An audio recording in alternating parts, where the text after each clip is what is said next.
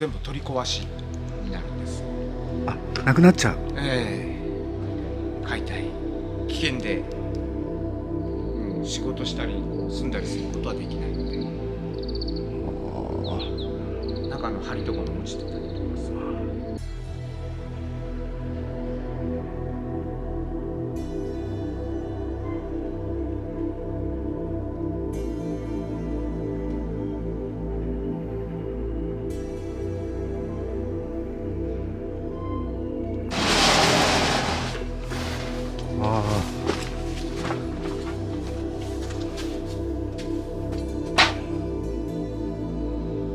ここ1階が展示場だったんですか？そうですね。展示場はここ左の方なんですけども、ちょっとカラスやらダンスやらも全部倒れて入れないような感じで、工場じ。工場の方はこちらです。あ、こちらですね。はい、こちらが工房で。奥の方なんですね。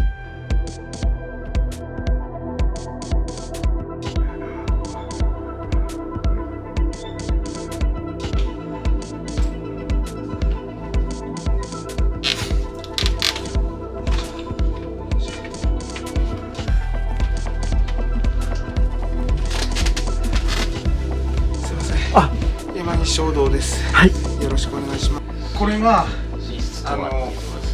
輪島塗りなんですけれども、はい。木に漆を塗ってあるんですけど、漆の部分ってすごく薄いんですね。はい。なので、要はこの木の中に気泡とかが入ってて、はで、暖かくなると膨張して、はい。冷たくなると収縮する。はい。要はこうふわふわしたものにはい。塗ってるのが漆器なんですよ。おー。でそれだからこの薄く塗ってある部分がついていけなくて、やっぱひび割れたりとか剥がれたりとかして、はい、結局修理が必要なんですね。はい、で僕はそれでその修理のない漆器を作ろうと思って、はい、その漆だけでできてる、漆だけ、芯から漆、ほこれにう、はい、人生をかけてるっていうか、やってるんですね。この厚みになるまで約12、13年かかるんですけれども、これ中に木入ってないんですか？木入ってないんですよ。これ漆だけなんですよね。これもそうですけど。あ、これもうカットしたんですか？おー。で、漆っていうのはすごく丈夫で、はい、例えば、琥珀ありますよね。琥珀なんかとほとんど分子構造が同じで、はい、土の中に例えば埋まってて1億年後出てきても、はい、多分漆の塊になってればそのまんまだと思うんですね。はい。それがその寝室の特徴です。あー。時間はかかるけれど、はい、半永久的な漆器。はい。これが寝室です。で、作り方は、はい、これは発泡ウレタンなんですけれども、はい、発泡ウレタンの型に、はい、こう漆を塗っていくんですね。これ2001年に塗り始めて、はい、塗った回数いっぱい掘ってたんですけども足りなくなってあそれ以上はあれしてないんですけど、はい、20年ぐらい経ったらこれを外すんですね。塗り重ねた部分。20年経ってから外すんですか？外すんですね。20年ほど塗っては重ねっていうのを続けて、はい、漆の塗った厚みができるので、そしたらこの発泡ウレタンを取るんですね。はい。そうすると、こういうお茶碗のこういう形のものができるんですね。綺麗ですよね。すごい。そんなに時間かけて作るっていう、1個作るってことですか？そうですね。はで、なおかつ漆は国産の漆しか使ってないんです。はあ。なんで国産の漆なんですか？やっぱり国産の漆っていうのはその漆オールっていうかその成分が多くてそのゴム質が少ないので、はい、結構固まると硬くなるんですよ。そうするとそのなんて言うんでしょう、傷もつきにくいしで透明感もすごく出やすいので、はい、塗った時が一番綺麗じゃなくてどんどんこう綺麗に育っていくような感じですね。中で漆が生きてるってことですか？そうですね。漆ってやっぱり生き物なので、ずーっとこう、ゆるーくこう、なんていう、育っていくっていうか、透明感がどんどん増してくるんです。で、最終的には、琥珀とか、琥珀までは、透けないですけれども、ちょっとウイスキーみたいな色になっていくんですね。これ、寝室の、要は、抹茶なんですけれども、これがこういう風になるわけです。まあ、ちょっと違いますけど、こういう感じですね。おー、すごいな。これデザインからもう塗って厚みを重ねるところかまですべて自分たちで。そうですね。最初から最後まで。で、なおかつその寝室のこの器に関しては、ハケとかヘラとか使わないで手で漆を直接塗っていくんです。そうするとこう、塗った後がこう綺麗に塗れないのでデコボコするんですけれども、それを削った時にこういう模様が最終的にこう出てくるわけです。まあ多分これを土の中に埋めておいて、例えば1億年後出したらこのまま綺麗、もっと多分綺麗になってると思います。それが寝室ですね。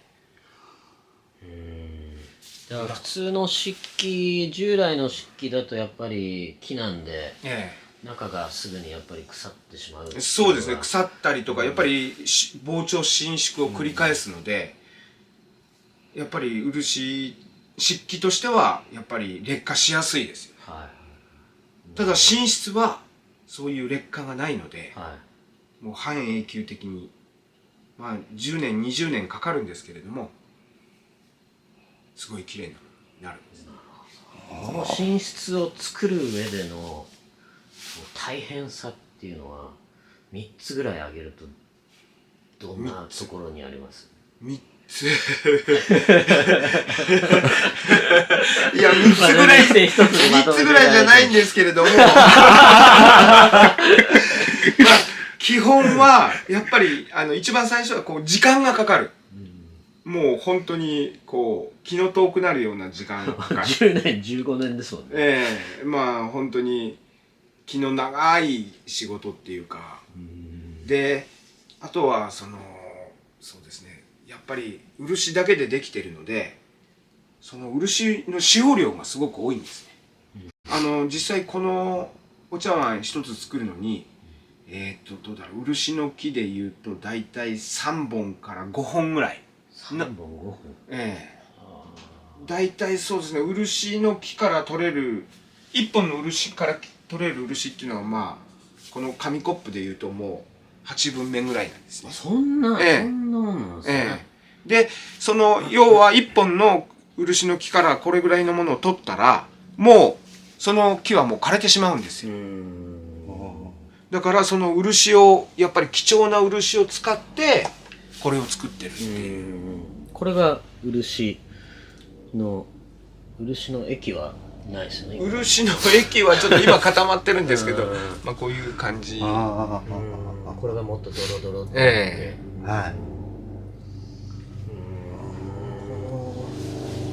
で、これそのコップ3杯分ぐらいって感じですか？3杯か5杯、多分5杯分ぐらいですね。やっぱ研ぎ落とす部分も多いので。そうですね。削りながら塗っていくっていう。だからもう本当に漆の木3本か5本の命をいただいてこの器ができてるので、ただ漆だけでできてたら半永久的にっていうことなんですね。あとは削っていくときにやっぱりこう削るっていうか磨いていくときにこう手で磨いていくんですけれども、手って言ったらこの指紋があるじゃないですか。この指紋を削って漆を磨いていく状態なので、まあ一つの器をこう磨いていくとしばらくこう磨き上げるとしばらく触れないですね。指紋がなくなってしまうんでなくなるんですよ。い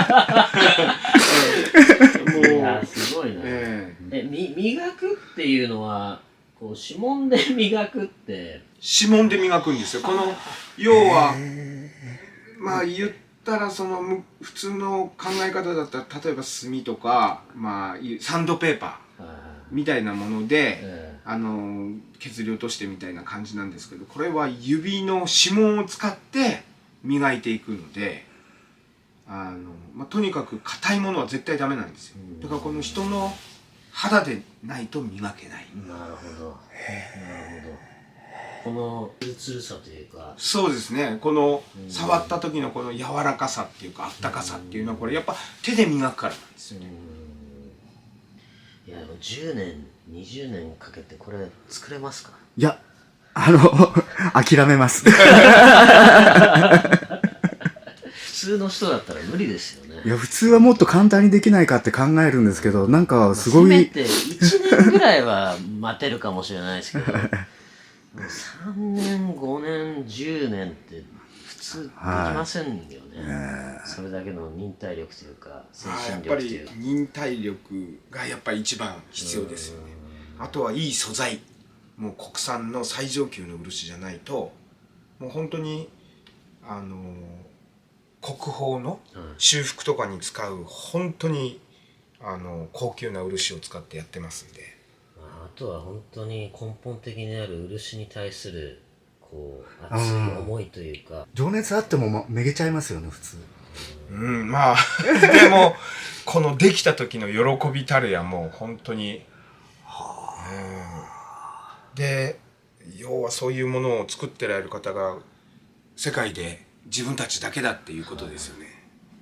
そういう製法でやられてる人はいないってことですか？いませんね。多分やっぱり20年もかけてものづくりをするっていうのは、なかなかこうコスパが悪いっていうかそうですね。そのなんていうんでしょう、国産の漆のその変更性っていうんですけれども、漆っていうのはちょっと半透明なものなので、こう光を吸収したり反射したりするんですね。なのでこういろんなこう光でこういろんな風に見えるんですよ。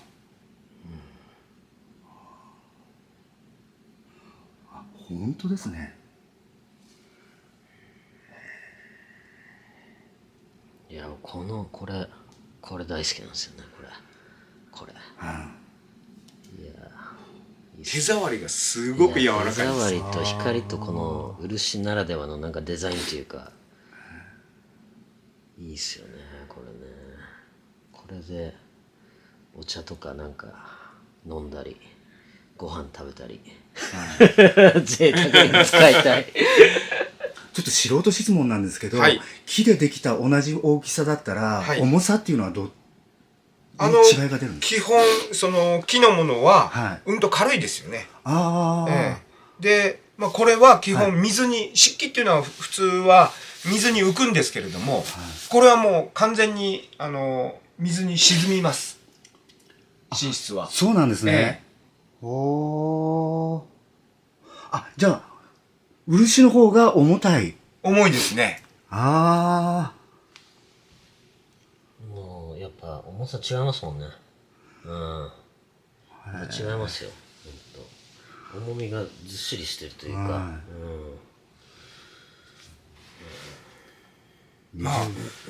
実際これはお茶を飲む器なんですけれども、こう唇を当てて飲んだ時にもう皆さんこのなんて言うんでしょう、柔らかさっていうんですかね、手で持った時よりももっとこう普通の陶器とか磁器とかガラスにはないその食感なので皆さん本当に驚かれます。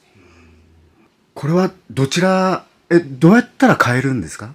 買えるレベルのものなんですかね？いやもちろん私どものところに来てもらえれば、お譲りしますので。わかりました。大体の価格帯的なところっていうのは大丈夫なんですかね？教えてもらっても。そうですね。ぐい飲みだと、大体そうですね、15万円ぐらい。ぐい飲みっていうと、このサイズのぐい飲み。こちらですと15万円ぐらい。で、抹茶碗だと、こういうものだと30万円ぐらいからですね。これはでももっと高い。いや、これはもっと高いです。これは100万ぐらいします。もう原材料でもね、原材料と時間計算しても、もう100万ではできないですよね、そうですね。あとは販売サイトとしては今現在。そうですね、今クラウドファンディングで、震災でこう被害を受けて、復興するために皆さんにご協力いただいてそちらの方で購入できますので、ぜひ皆さんお力添えを、はい復興に向けてご協力いただければすごくありがたいです。で、そちらの URL も、説明欄に載せておきますんで、皆さんそちらに飛んでですね、自分の手に取って、使っていただければと思います。山岸松花堂ですね。山岸松花堂。はい。で、こちら足運ぶときは、こちらの住所は、はい石川県輪島市、輪島崎町、はい、3-46です。わかりました。クラファンはいつまで？クラファンは、4月の末日までやらせてもらってます。はい。はい、その後の地方、と遠方の方の購入方法っていうのはまだないんですかね？そうですね。今、検討中です。わかりました。じゃあ、クラファン4月末までということなので、もう早めにですね、ご購入いただければと思います。じゃあ、いくさんから。僕いいですか？山岸さん。はい。何を言うもう言い切った。じ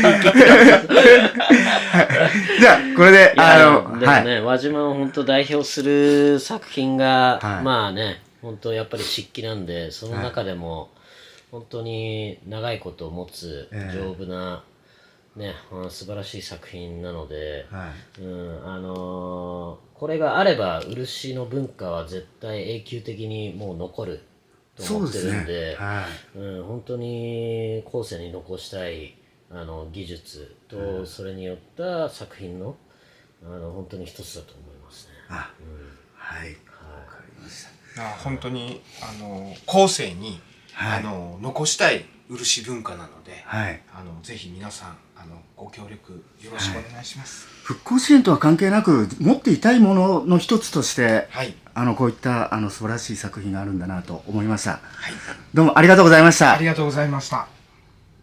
これ11面観音ですよ。そんなきめ細かくこんなできないですよこれ。しかも漆だけですよ。漆の樹液だけでこんなん普通作れないですからね。すごいですよこれ。まだこれ完成してないというか、これ中で壊れちゃったんだと思うんですけど、震災の影響で。これもすごいですよ本当。あっちの色分節も普通にないですよね。これすごいな。この大きさ作るっつったらすごい使いますよね。これまだ完成する前の作品。違いますけど、はい。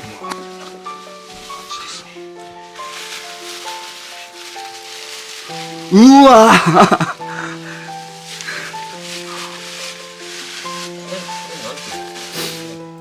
これですか？これはイザナギ。これなんか用途とかってあるんですか？いや、これは用途っていうかアートっていうんですかね。今まで漆器でこういうものはなかったので、基本寝室っていうのは温度とか湿度にあまり影響されないので、世界どこへ行ってでもこう見ていただけるっていうか、砂漠であろうと南極であろうと。そう木じゃないから。そうなんですよ。だから普通の漆器は外国に行くと必ずこうひび割れたりとかするんですけど、これはもう世界どこへ行っても大丈夫なので。